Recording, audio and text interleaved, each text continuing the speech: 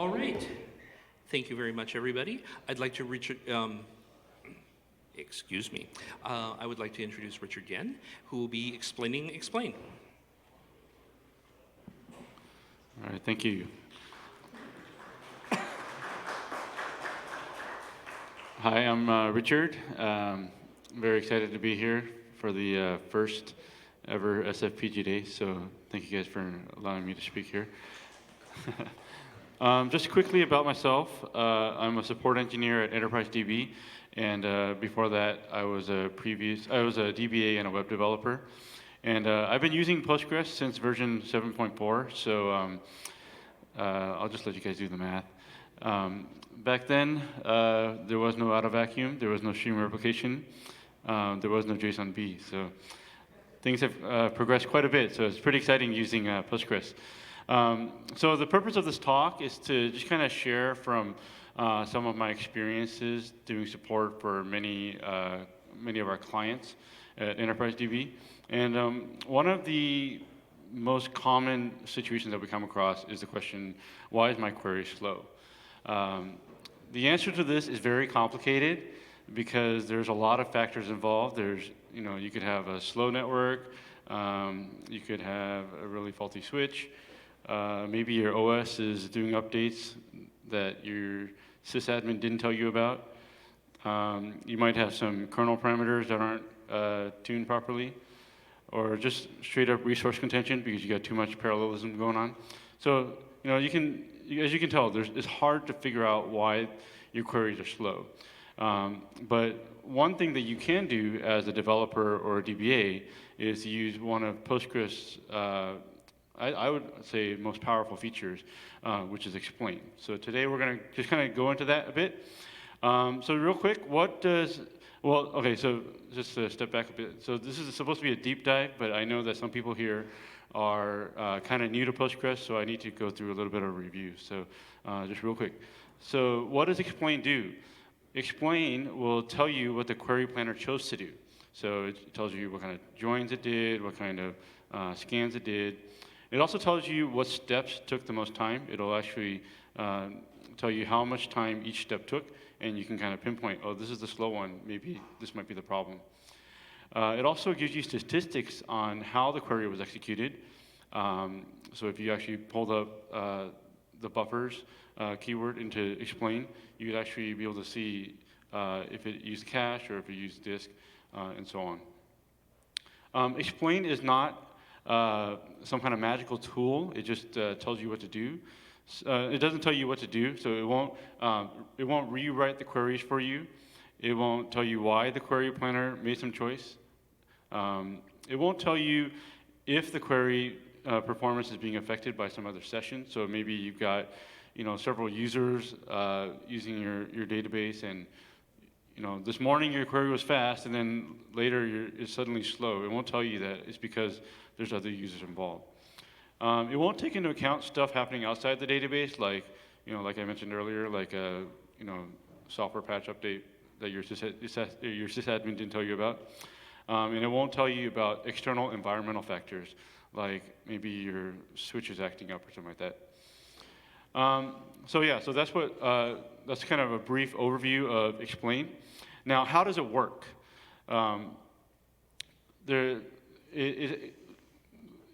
The Explain actually tells you what the query planner chose to do. So how does the query planner work? The query planner, it actually chooses different methods of executing a query based on statistics. That stuff is all stored in PgStatistic. Don't look in there because it's not human readable. However, Postgres does provide a view called PgStats, which is a bit more human readable, but it does take some getting used to and reading the manual and stuff like that. So it's only for the kind of the adventurous people who really want to dig deep into that. I won't go into that too much in this talk because of time limitations. Those statistics that are stored are refreshed with analyze. If you ever call the analyze function, you wonder what's going on. It's actually updating the statistics table. And this shouldn't be confused with the explain analyze command, which we'll go into later. The other way that the query planner chooses its query execution plan is through configuration. If you look through PostgreSQL.conf, your configuration file, you'll actually see a lot of parameters that say enable underscore something something, or it'll say something something underscore cost. And both of these parameters are, both of these types of parameters are the ones that get factored into the selection of a plan. So when you say, when you issue a query, the query planner will look at all the available options, so index scan, sequential scan, bitmap, like all those kind of scan methods, and calculate a cost and add it all together and choose the one that it thinks is the best. Okay, and there's a lot of stuff going on, right? If you can see here, there's a lot of config parameters, costs, and different types of scan methods.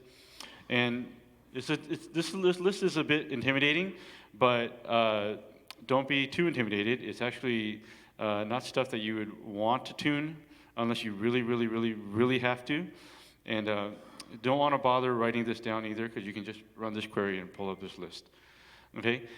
In my experience, 99% of the tuning of these parameters usually revolves around these two: random page cost and sequential page cost, because that's those are related to the disk hardware that you have. The other ones are generally you can just keep it as default unless you have a really good reason to. The ones with the stars, the cost with the stars, those are for Postgres 11 and Postgres 12. Earlier versions, they don't have that. Okay. So I'm going to go through some examples of explain plans. If you want to follow along, you can. I'm going to use pgbench. So a simple example here is, so I'm going to start up pgbench. You see in that first line right there. And then I run explain select from accounts join branches on BID, A.BID equals B.BID, where AID is less than 100,000. So once you initialize pgbench, it'll create 100,000 rows in the accounts table. And here what I'm doing is I want all of the accounts with AID less than 100,000. So that's pretty much the whole table. So the query planner thinks, well, if you want that, I'll do that. So the query planner, the explain will generate this query plan, and it doesn't run the query. It just tells you what the planner wants to do. Okay? And the best way to read this is by going from bottom up. So the first thing that the query planner does is, oh, okay, I want to scan on the accounts table, and so it does that, and then it also scans on the branches table after that, and then it will join together those two inputs, and then using a nested loop, it'll actually figure out which branches joined with accounts have AID less than 100,000. So if you notice here, there's actually, at each node, there's a cost and a rows and a width. So cost, there's actually two numbers involved. The one on the left, which is 0.00 for these examples, that's the startup cost. That's the amount of cost it takes to get all the information to perform that node. So for example, I need to get the information or get the file handle or some kind of lock in order to access the hard drive. So here it's going to be 0. And then the second number is the actual calculated cost of performing that scan. Okay, so in the bottom one, pgbench accounts is going to be 2,890. And it estimates that there are 99,999 rows that have AID less than 100,000, which is accurate, right? The width is going to be is the width of the average width of a row. So in here, the bottom node is going to be 97 kilobytes. Okay. So you're probably wondering if you aren't familiar with how explain works, where do these numbers come from? Where does 2890 come from? And I will go into that real quick. So the cost calculation is based on, I mean, you can find this in the source code if you want to, but basically it's the number of blocks times the sequential page cost, which is a configuration parameter, plus the number of records times the CPU tuple cost, plus the number of records times the CPU filter cost. These three costs are, so sequential page cost is basically how much the query planner thinks it costs to pull a page out of disk. So just like Thomas went through earlier with the vacuum talk, so each of those pages, every time you pull it from a disk, it has a cost. And the CPU tuple cost is the amount of cost that the query planner estimates to do an operation on a particular row. And then for CPU filter costs, it also is the operation of calculating that equality. So you add all that together, there's a cost involved. And here we can see when we built PgBench, the accounts table came out to roughly 13 megabytes. And when we deal with it in Postgres terms, we want to deal with it in blocks. So a typical OS hard drive fetch is going to be an 8K block. So you do the math, you come out with 100,000 records. I'm sorry. No, relation divided by blocks will give you the number of blocks, 1640. Okay, and you plug in all the values on the bottom, and there you go. You get 2890, just like it says up at the top. Okay. So, like I said, this explain doesn't really do anything except just tell you what the query planner wants to do, and you can actually add the keyword analyze to it, and then it will actually run the query and give you the actual statistics that it encountered while processing the query. So, as you can see, we still have the same plan and same costs, same estimates, but now there's actually also a actual section to the right of it. So that sequential scan on PgBench accounts, the actual time it took 0.008 seconds to set up the query, to set up that node, and then it took 25.752 milliseconds to actually perform the scan. This is pretty, I guess, reasonably fast because it's an SSD. But if you had like a spindle hard drive, you might get something slower. And it actually found 99,999 rows that matched the condition. And at the bottom, it actually gives you a nice summary of how long it took to plan and how long it took to execute. And so this is pretty useful because developers, if you ever come across your app being slow, you're going to wonder, why is that query being slow? And you can see here, the nested loop is what took the longest time, right? 56 milliseconds, which in this situation is not slow, but maybe in a production environment might be kind of slow. So just to bear in mind that in this example, it was using a nested loop. Now, a word on that analyze, you can actually add other keywords in there. So I mentioned earlier buffers. So if you add the buffers keyword, you can actually get another line of output. At each node, there's a buffers, shared hit 3, read 1638. So this will actually show you the caching behavior. So when it actually, we'll go with the bottom one now. So the PgBench accounts A, the buffers output was shared hit 2. So that means when it tried to do the sequential scan, it actually found 2 buffers in memory. So it saved itself having to go disk for 2 buffers or 2 blocks, and then it actually had to read out from disk 1638 blocks. So if you actually use this information, you can actually get an idea of whether your query could be improved by adding more RAM or allocating more work mem. If actually the red, the buffer's red is really, really high consistently, you might actually need to consider,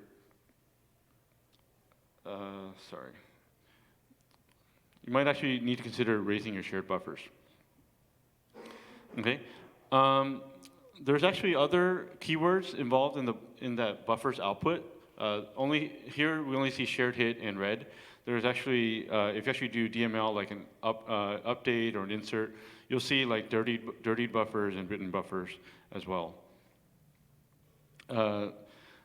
And before we move on, I only showed you 2 examples, buffers and analyze. There's actually other keywords that you can find in the documentation, stuff like format. You can actually get the explain format out in like a JSON format or a YAML, which might be useful to some people. But most times, I actually just use buffers and analyze. Okay. So let's say we add some more rows into the database. So I'm going to add more rows into pgbench branches because when you first initialize pgbench, you just get one branch. So one branch with 100,000 accounts. So let's just pretend we had 100,000 branches, okay? And now I say explain analyze with that same query, what would the output be? This time, instead of using a nested loop, it uses a hash join. Now, why does it do that? Well, that's because the branches table is much bigger now, right? Instead of just one row, you have 100,000 rows. And the query planner has decided, based on all the costs, that the hash join would be the fastest way to join the 2 tables together. Okay? Now, let's say I do, instead of 100,000 for AID, I want all the rows with less than 100. Same query, just different constraints at the very end. And this time it says I want to use merge join. Okay? Now, again, this is because the branches table is a little bit bigger, but you don't want all the table. You just want the part where AID is less than 100. And so it's a bit smaller, and it says, okay, maybe the merge join is actually a little bit better. So just real quick summary on joins.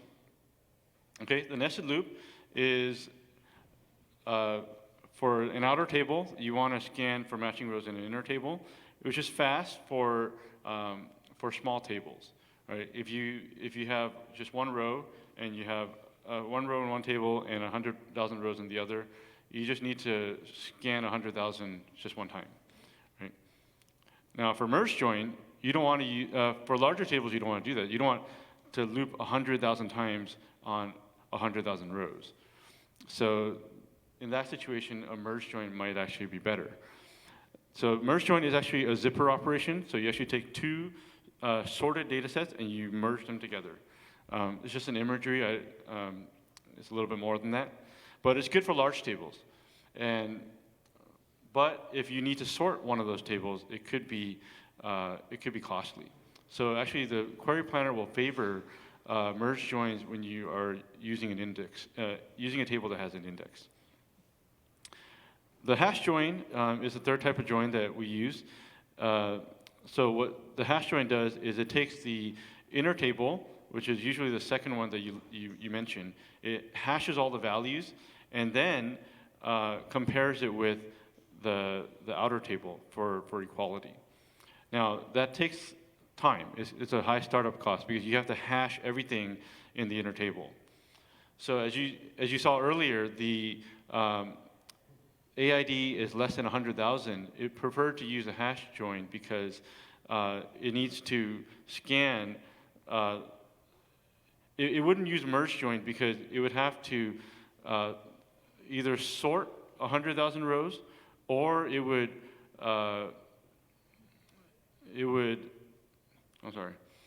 sort 100,000 rows and then merge, or it would sorry, blanking here. But yeah, the merge join in that situation would not be faster. But in the situation where AID is less than 100, the merge join is faster because you have less stuff to join. Okay. So I mentioned stuff about index scans. So we all know that scanning index is faster than doing sequential scan. in most cases. Right? So how do we get Postgres to scan with an index instead of a sequential scan?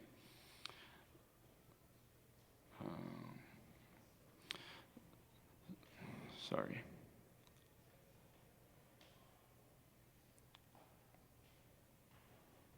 Okay.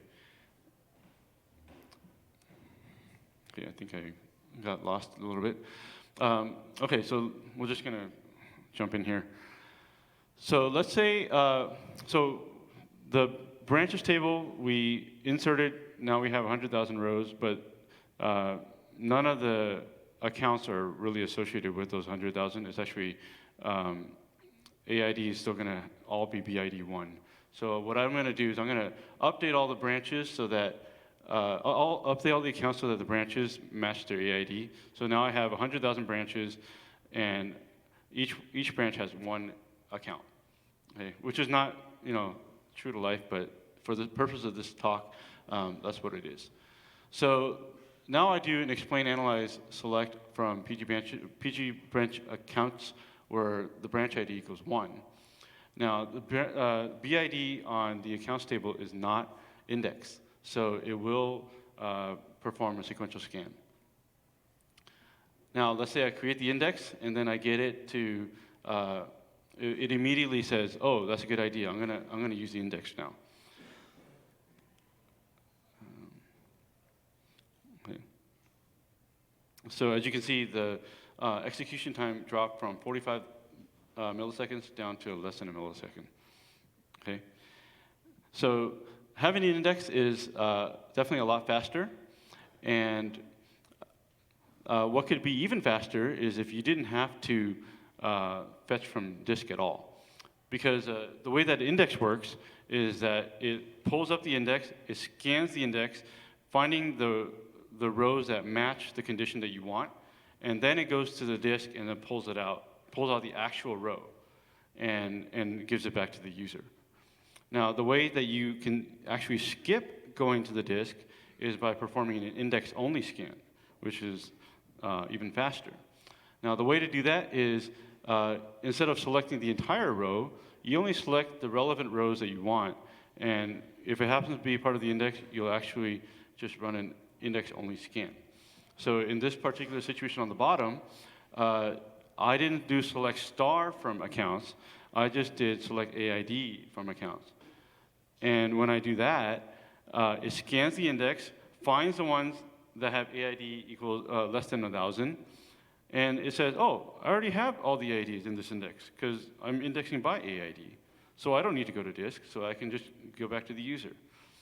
So the tip here is for developers is that if you can, try to be very intentional about choosing your columns. A lot of times we see people just doing select star and then have software filter through it.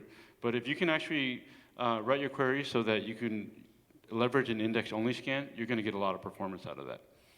Okay? So now, so this is where I got lost. So how do I convince the query planner to use the index? And that is based off random page cost.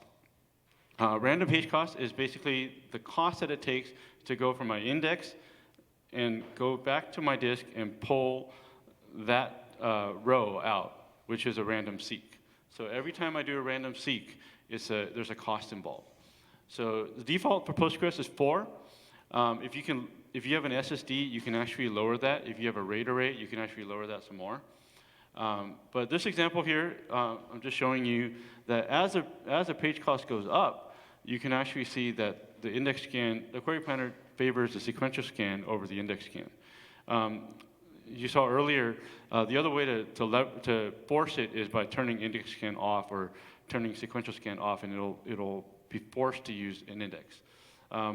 That may or may not work depending on your application or your environment, but just know that sometimes the query planner chooses a sequential scan over an index scan because of the cost involved.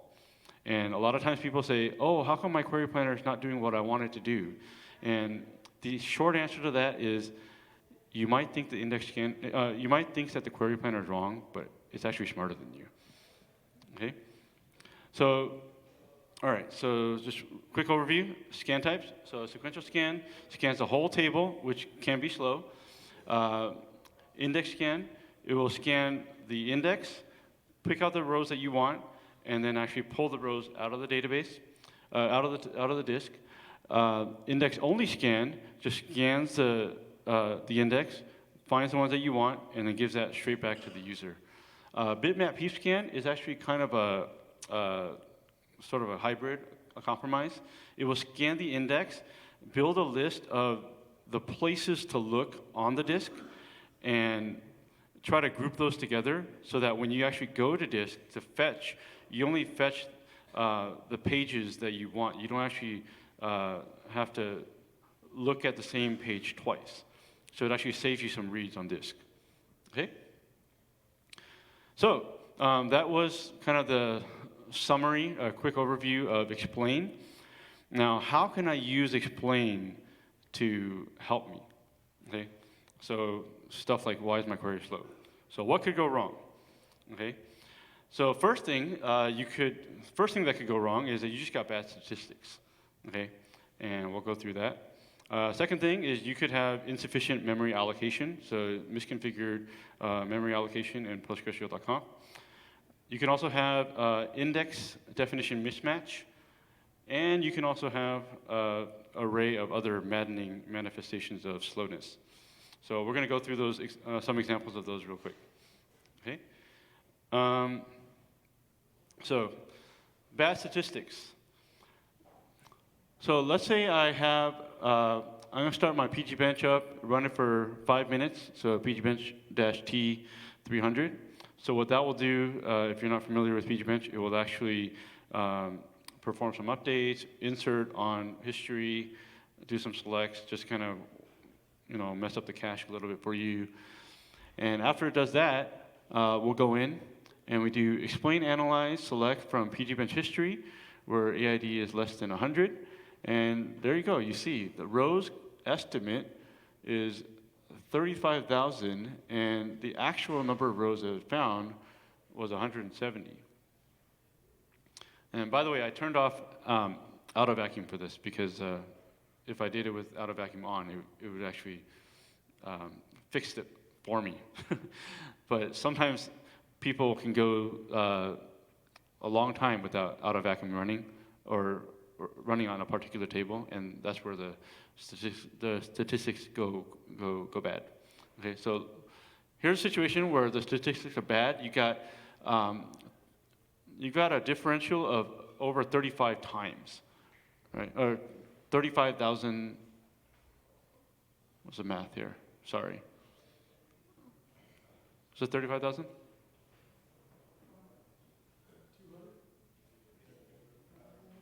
Okay, all right, but you can see it's way off, right? Okay, so the tip here,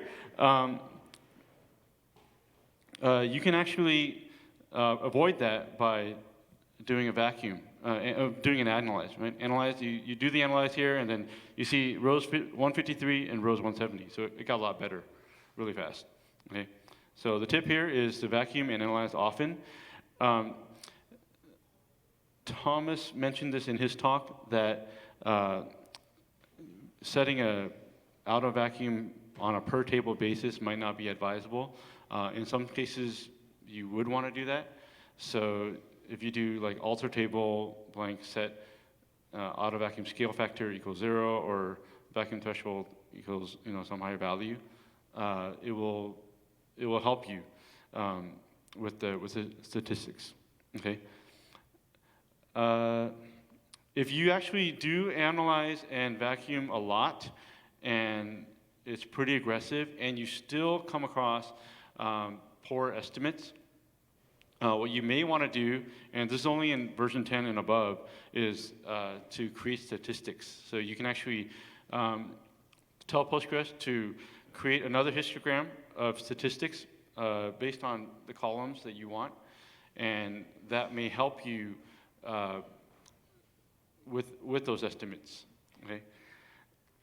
A lot of times the row counts are off because of correlated columns that are not defined as correlated. So like for example, my pgbench accounts and my pgbench branches, they're related by BID. So an account has a branch, and then I have a branch table. But Postgres doesn't know about that, right?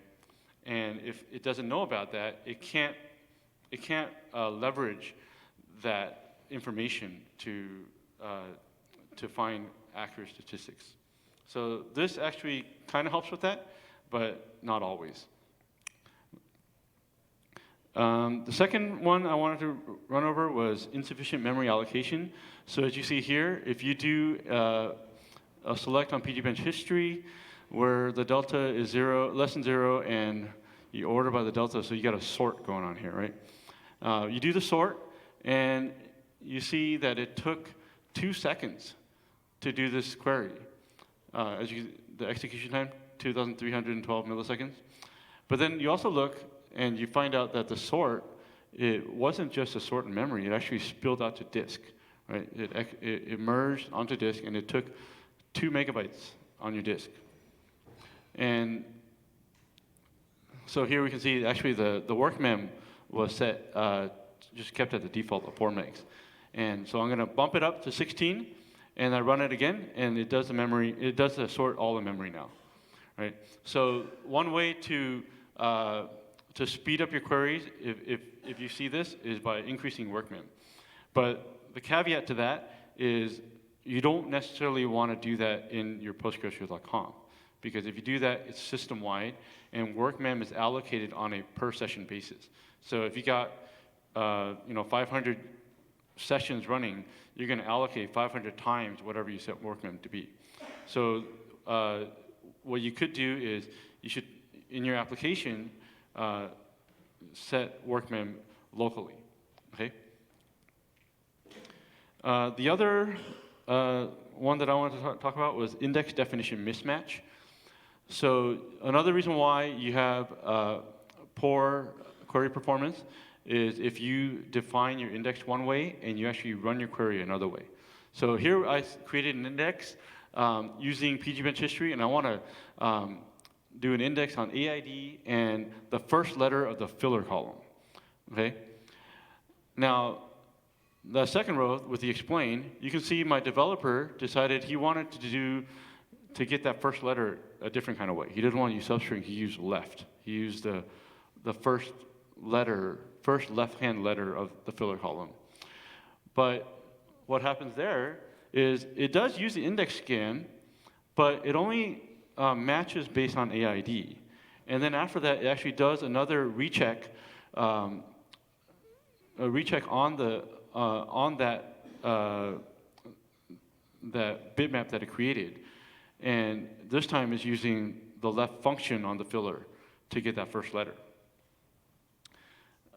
And so that doesn't necessarily work because you're basically scanning twice, and you're actually scanning on the disk instead of potentially just doing an index-only scan. The second example, another developer decides, he says, I want to be safe. I don't want to match uppercase letters. Or I want to match uppercase letters too. So I do a lower on my filler before doing the subscreen. And in that situation, you get the same idea. You do an index scan, but only on the AID column, and then it rechecks again based on the function that he provided.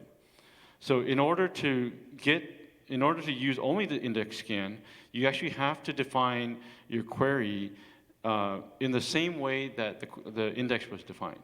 So in this situation, the substring call is called without lower, and the index scan is performed on just at one time. Okay, so there's something to be mindful of if you're doing development. You want to know your schema, know the way that the indexes are defined. Okay. Other maddening manifestations. Join order is I've seen a few instances where join order caused problems because when you define your query, you do A join B join C. If you mix it up, C join A join B, you actually might get a different query plan.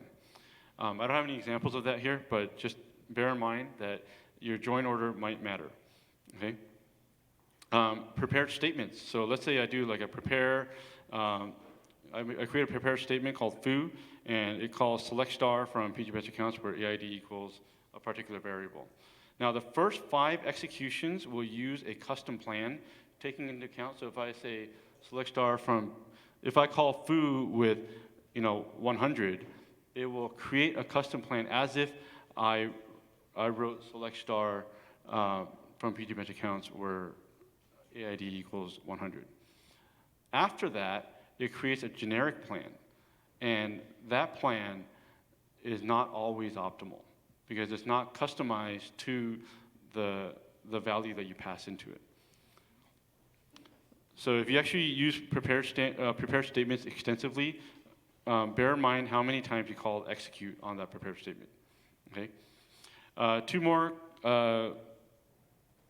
config parameters from collapse limit and join collapse limit. Those actually affect your query plan because if you have the defaults for Postgres, I believe, are 8 and 8.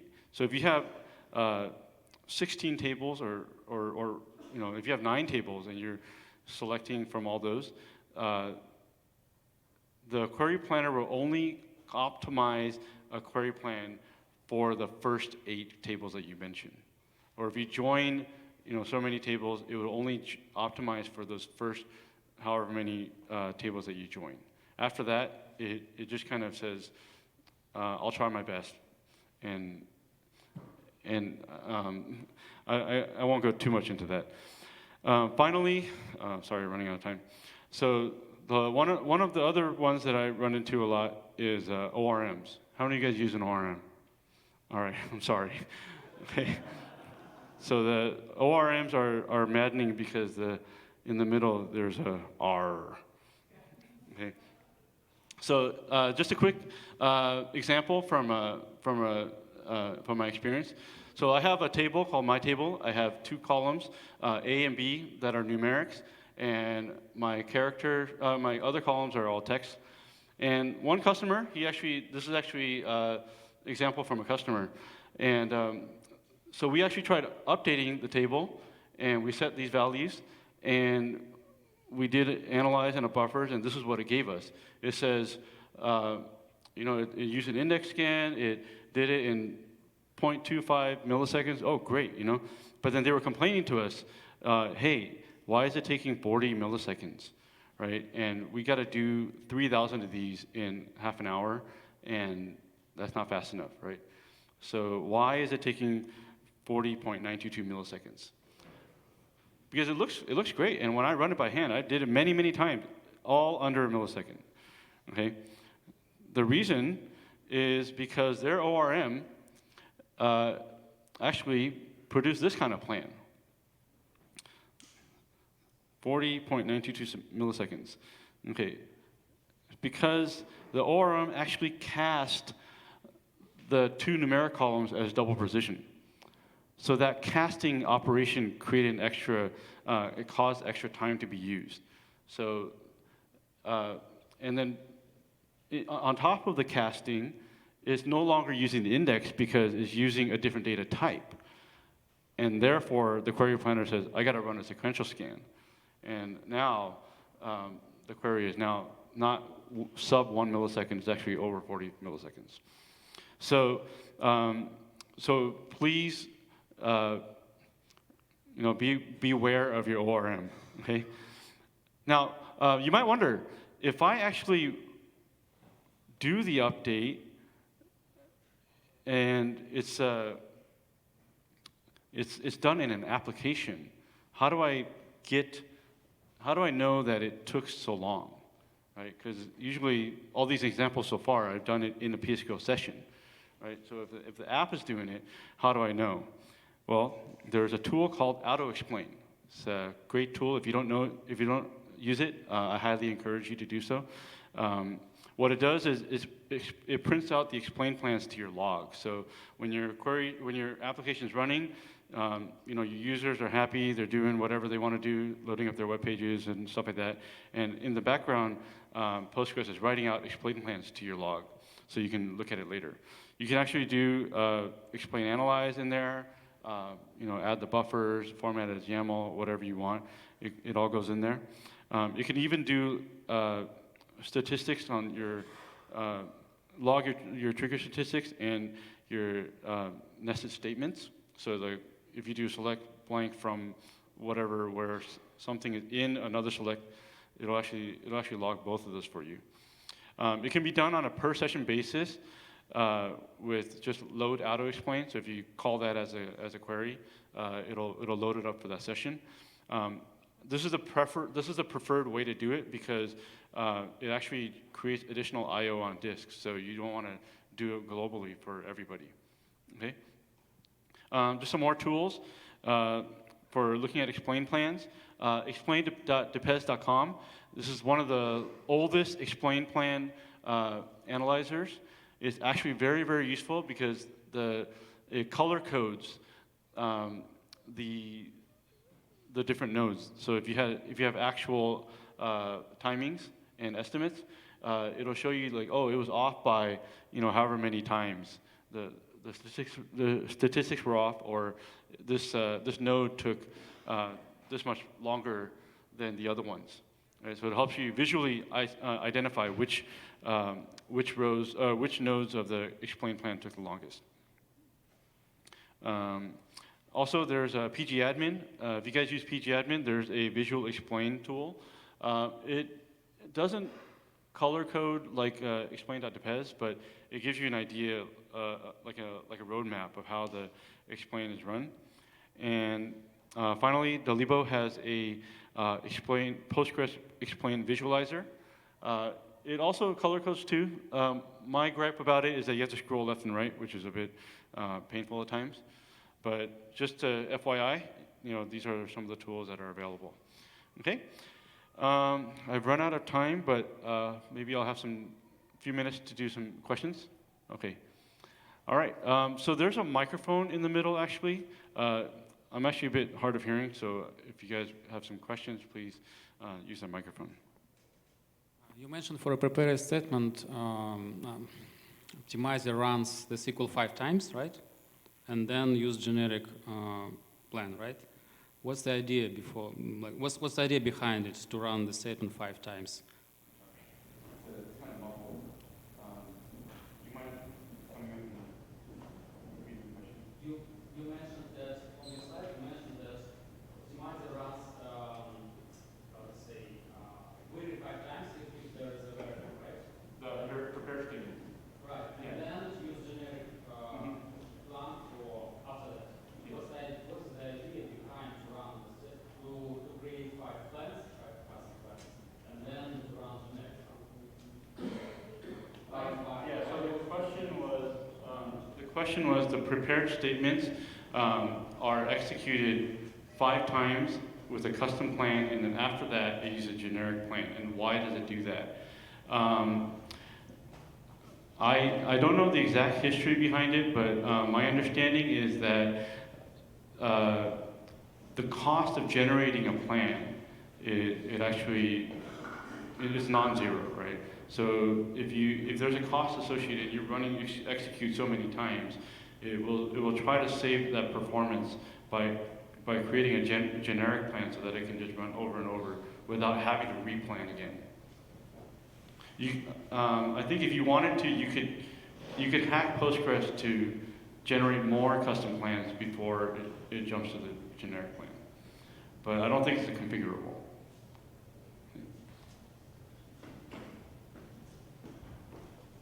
If you can just holler it out, it might be better because the microphone's actually kind of muffled. All right. Okay. So, as someone who's both been a defender and opponent of ORMs, this isn't quite a question or a call out. Anyone who uses Ruby, active record is terrible, don't use it. There's an ORM called SQL, spelled SEQUEL. It forces you to actually understand how databases work and doesn't assume you're stupid, which is amazing.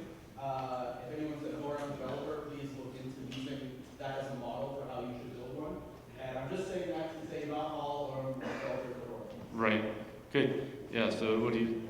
Yeah. Yeah, so basically what he was saying is that not all ORMs are bad. If you use SQL SEQUEL Yeah, that's right. with Active Directory, it actually works pretty well. Just a comment, because people is explain analyze is very dangerous comment. So especially if you are using explain analyze update or delete, it's actually executes a comment. He's going to repeat what you're saying. Oh, Okay. yeah. Because they don't know the same. Oh, yeah, you just tell me. Yeah. So be careful in collection DB. So if you do explain analyze updates, it's actually updates. Oh, right. Updates that. So put it in look transaction or disable the comment in SQL, then execute explain analyze. Yeah, so if you're not careful and you do explain, analyze, update, or delete, you will actually update and delete. And that might not be what you wanted to do. So, yeah, I've done that before. Yeah, so if you're going to do an explain, analyze on an update, do it in a begin and rollback block. Okay? Oh, yeah, go ahead. Question about cost. So usually why there are two numbers in the block, and how the numbers might be different, explain versus explain analyze. Okay, so his question was, why are there two numbers in the cost calculation, and why would they be different in explain and explain analyze? So I mentioned that there's a startup cost and a execution cost. Is that what you're asking about? So the startup cost is the cost that it takes to set up the operation, and the second number is the execution cost, which is the cost that it takes to execute, so perform a sequential scan or to perform the index scan or the join or something like that. Okay, and the difference between explain and explain analyze.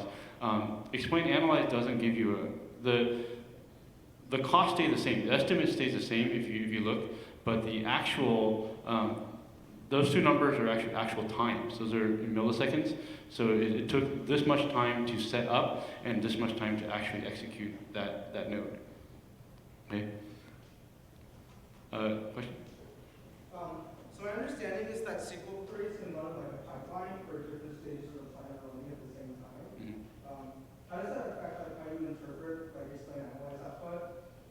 Like things are running simultaneously. So you're asking, there might be, so like let's say I do 2 sequential scans, and Or you do like a scan and a filter after the scan or something. and how would that be? Like you're asking about parallelism? Or like how to like understand explain analyze output when things are running at the same time. To understand like the cost of the steps. Sorry, I'm not quite understanding the question. I think what he was asking is, in an explain analyze, and there are separate nodes like a scan and a join. How would they interact with each other? Okay. So I guess the way I would answer that is, like I was saying, you read from bottom up. So a join will take 2 tables. So you scan one table, you scan the other table, you join the output together. So if you actually look at the explain analyze output, there's indentation. So the indentation shows you if one is indented one more, then let's say a join, and then the 2 scans on the bottom are going to be indented in. So those are the 2 that need to be computed before the join can actually happen. Does that answer your question? Have to be computed first. Like if I have 2 indexes and I'm joining them, I can like start joining before I finish like my scan, right? Because they're already sorted. So I have one row from both indexes, join them, right? Okay, so let's say, so he's saying in a join on 2 indexes, can we join them on the fly as they're being read? Yeah. I don't know if Postgres does that. I think the 2 scans are done. They have to be read into memory before they can be joined. But I might be wrong. Does anyone know? Okay, I think we'll have to do some testing to verify that. Okay. Are we out of time? Okay. All right. Thank you.